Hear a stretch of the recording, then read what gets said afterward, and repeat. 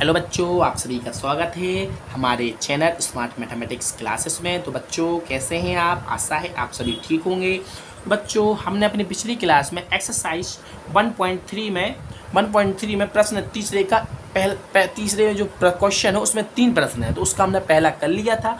इसका दूसरा करते हैं प्रश्न, ठीक है ना।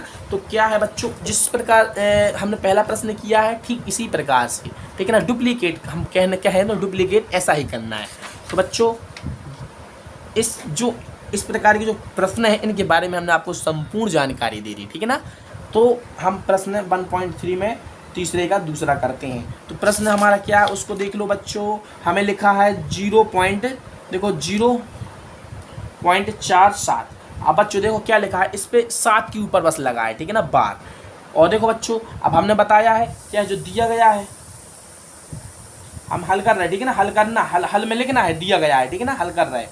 तो दिया गया है, क्या दिया गया है बच्चों, ए दी। इसको क्या किसके बराबर मानना है, हमें एक्स के बराबर मानना है, ठीक है ना बच्चों। हमने आपको सभी में बता दिया इसको क्या मानना है, समीकरण ए। अब बच्चों देखो हमने बताया ना, दशमलव के बाद संख्याओं को हमें एक संख्याओं को कहाँ लाना है, दशमलव के पहले लाना है, ठीक है ना। तो हम एक संख्याओं को लाएंगे, एक संख्याओं को, ठीक है ना। तो इसमें किससे गुणा करेंगे, पहले 10 से गुणा करो। समीकरण 1 में 10 से गुणा करने पर दोनों ओर। तो बच्चों 10 से गुणा कर दो दोनों ओर, तो इसमें करेंगे तो 10x हो जाएगा। जब इसमें करेंगे बच्चों गुणा, तो हमने बताया जब इसमें करेंगे 10 से किया है तो एक जो संख्या है दशमलव के बाद एक संख्या दशमलव के पहले आ जाएगी, तो 4.7 के ऊपर बार बच जाएगा, ठीक है ना बच्चों। तो देखो बार वाली संख्या यदि होती तो हम दशमलव के बाद भी उस संख्या को लिखती, ठीक है ना। जिस प्रकार से हमने प्रश्न जो हमारा पहला था, आप देख सकते हैं प्रश्न जो हमारा पहला था, देखो यहाँ पर जो दशमलव के पहले सिर्फ ओनली क्या बार वाली संख्या थी, तो हमने इसमें 10 से गुणा किया था ना, तो बार वाली संख्या दशमलव के बाद भी रहेगी, ठीक है ना। यहाँ पर बाद देखो, अब जो प्रश्न जो हम कर रहे हैं दूसरा, तो इसमें बार नहीं लगा है, तो यह संख्या दशमलव के बाद अब नहीं रहेगी, ठीक है ना। तो सिर्फ क्या जो बार वाली संख्या रह पाएगी। तो हमारा क्या होगा, समीकरण 2 हो गया। सभी में एक ऐसा ही नियम लगाना जैसा हम बता रहे हैं। यदि बार लगा होता 4 पर भी तो हम क्या लगाते, 4 पर भी अब दशमलव के बाद बार लगाते, लेकिन इस पर नहीं लगा था तो इसलिए हमने इसको दशमलव के पहले ले लिया। अब जो दशमलव के पहले 0 था तो 0 के पहले लाना है। हमने बताया 0 को कोई मतलब नहीं होता, इसलिए तो हमने 0 नहीं लिखा। आप कहोगे सर 0 क्यों नहीं लिखा, तो हमने लिख दिया, ठीक है ना। हमें 0 के पास लाना है, तो इसको यहाँ पर लाएंगे तो क्या 0.4 पॉइंट कितना बच जाएगा। यदि 4 के ऊपर भी बार लगता तो हम लगा देते, नहीं लगा तो नहीं लग, यहाँ पर लिखना सिर्फ ओनली क्या 7 बचा। समीकरण 2 हो गया, यहाँ पर लिख लो समीकरण 2 में 10 से गुणा करने पर। अब हम फिर इसमें 10 से गुणा करेंगे, क्यों, क्योंकि हमें जो बार वाली संख्या है दशमलव के पहले लानी है, ठीक है ना। सब में जब तक नहीं आएगी तब तक हम ऐसी प्रोसेस करते रहेंगे, कंटिन्यू आगे बढ़ाते रहेंगे। तो इससे दोनों ओर करना है, लिख लेना कोष्टक में दोनों ओर।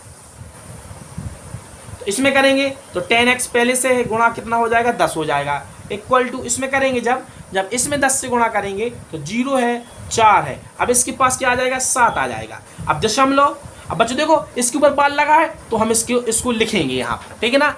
हमें जिसके ऊपर बाल लगा है उसको यहाँ पर लाना है, तो यह संख्या यहाँ पर आ गई है, और दशमलव के बाद हम जो संख्या थी जिसके ऊपर बार अब वो लगाएंगे। तो ये क्या हो गया, समीकरण 3 हो गया। अब बच्चों देखो हमें दशमलव के ऊपर बार जो बार वाली संख्या जो थी ना, वो हमारी कहाँ यहाँ पर आ गई है। तो अब हम यहाँ पर आगे प्रोसेस नहीं बढ़ाएंगे, ठीक है ना। अब क्या करेंगे, अब लिखो, इसलिए समीकरण 3 माइनस समीकरण 2, इसके पहले वाले हमें समीकरण से घटाना है, ठीक है ना। तो समीकरण हमारा, तो इसमें पहले गुणा कर लो, तो इसमें क्या हो जाएगा बच्चों, यहाँ पर हो जाएगा 100x इक्वल टू क्या आ जाएगा, 0 का कुछ मतलब नहीं होता, आगे 0 है ना तो उसका मतलब कितने भी 0 आ जाए तो उसका मतलब नहीं होता।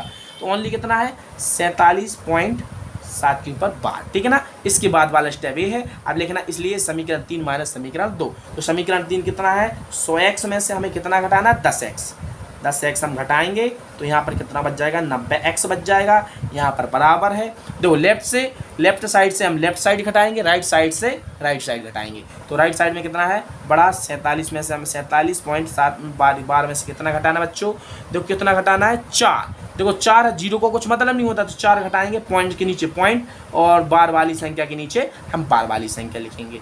बस इतना ही तो है, कुछ नहीं करना, खेल खत्म। 7 बार वाले से बार वाले 0 हो जाएगा, इसमें से या घटाओगे तो पॉइंट, इसमें घटाओगे 3 आ जाएगा, इसमें कितना 43 आ गया। अब कुछ नहीं बच्चा, हमारा प्रश्न हल हो गया। तो 90x इक्वल टू कितना आ गया 43। 0 को कोई मतलब नहीं होता, ठीक है ना, इसका मतलब 43 हमारा पूर्णांक प्राप्त हो गया, इसलिए x इक्वल टू 43/90। तो हमारा p अपॉन q के रूप में आ गया, p अपॉन q के रूप में कौन 0.47 के ऊपर बार करने आ गया ना 43, तो इसलिए p बराबर कितना आया 43 आया है, तथा q बराबर कितना आया बच्चों 90। तो q बराबर 0 नहीं होना चाहिए।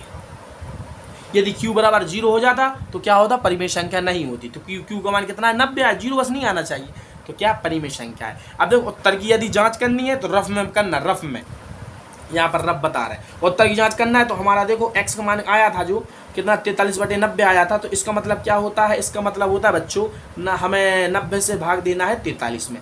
तो देखो दशमलव लगाएंगे 0, तो 9 का पहाड़ा पड़ेंगे, इससे ज़्यादा ना हो, तो 9 पौना कितना होता है 45 होता है। तो 9 पौना कितना होता है बच्चों 9 चौके 36, तो हम यहाँ तक कितना लेंगे 9 चौके 36, तो 360 लेंगे। 360 में से जब हम घटाएंगे तो यहाँ पर कितना बच जाएगा, यहाँ पर बच जाएगा बच्चों 0। 13 में से जब हम घटाएंगे तो 7 बच जाएगा, यहाँ पर 0। अब देखो बच्चों हमने बताया हर स्टेप में हम क्या करते हैं, हर स्टेप में एक नया 0 फ्री मिल जाता है। तो अब इसका हम पहाड़ा पड़ेंगे 9 7 63, 9 8 72, तो 9 7 कितना होता है 63 होता है। तो इसमें से जब घटाएंगे तो कितना 70 बच जाएगा, फिर एक 0 आ जाएगा, तो फिर इसमें करेंगे तो 9 7 63, यानी 7 बार जाएगा, इसी तरह से आगे बढ़ता जाएगा। तो देखो हमारी 7 संख्या रिपीट हो रही थी, तो देखो इसके पहले क्या था दशमलव था, दशमलव के पहले कोई संख्या नहीं है तो हम 0 मानते हैं, 0.4। अब 7 संख्या रिपीट हो रही थी, देखो संख्या हमारी 0.7 जो थी ना वो आ गई, यानी हमारा जो परफेक्ट है p/q का मान परफेक्ट है। तो बच्चों मिलते हैं ऐसे ही अगली क्लास में, तब तक के लिए जय हिंद जय भारत।